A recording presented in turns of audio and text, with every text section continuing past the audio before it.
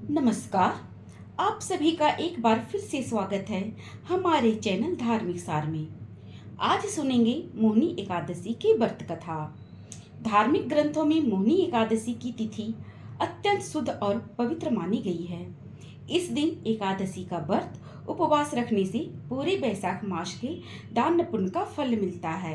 वैशाख मास की शुक्ल पक्ष की ये एकादशी समस्त पापों और दुखों का नाश करने वाली, सौभाग्य और धन्य देने वाली है। आइए शुरू करते हैं मोहिनी एकादशी की व्रत कथा।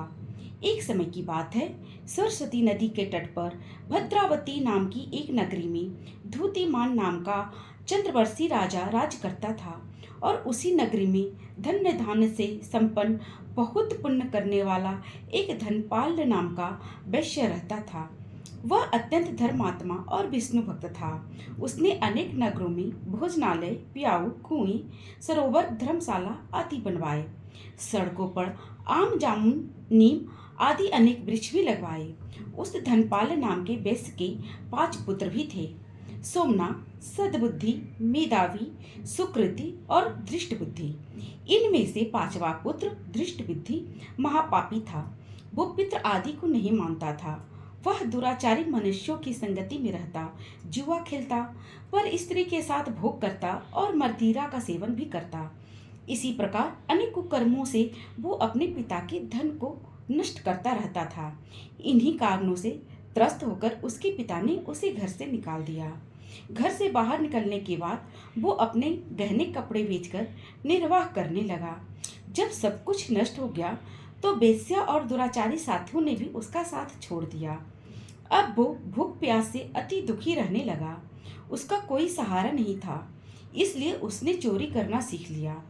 एक बार तो वो पकड़ा गया तो सबने उसे वैश्य का पुत्र जानकर चेतावनी देकर छोड़ दिया, मगर दूसरी बार वो फिर से पकड़ा गया। राजा की आज्ञा से इस बार उसे कारागार में डाल दिया गया। कारागार में उसने बहुत दुख सहे। बाद में राजा ने उसे नगरी से निकल जाने को कहा। वो नगरी से निकलकर वन में चला गया।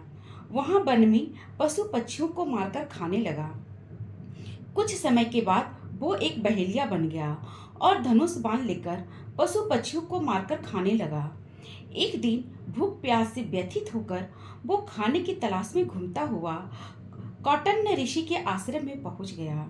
उस समय वैशाख महीना था और ऋषि गंगा स्नान करके आ रहे थे। कौटन्य ऋषि के भीगे वस्त्रों के छींटे जब उस पर पड़े तो उसे सद्बुद्धि आई।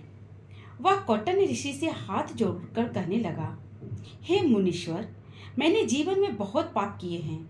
आप इन पापों से छूटने का कोई साधारण बिना धन वाला उपाय बताइए।